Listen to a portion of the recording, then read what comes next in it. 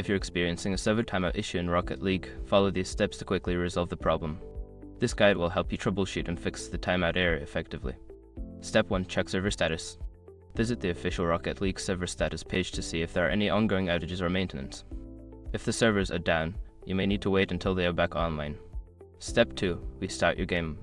Close Rocket League completely and restart it. This can refresh your connection to the servers and may resolve temporary issues causing the timeout. Step 3. Verify game files. If you're using Steam or Epic Games, use the built-in feature to verify the integrity of the game files. This process will check for any corrupted files and replace them, which can help fix connection issues. Step 4. Check your internet connection. Ensure that your internet connection is stable. You can do this by running a speed test or resetting your router. A weak or unstable connection can lead to server timeouts. Step 5. Adjust firewall and antivirus settings. Sometimes, firewall or antivirus software can block Rocket League from connecting to the servers. Check your settings and ensure that Rocket League is allowed through your firewall and antivirus programs. By following these steps, you should be able to resolve the server timeout issue in Rocket League.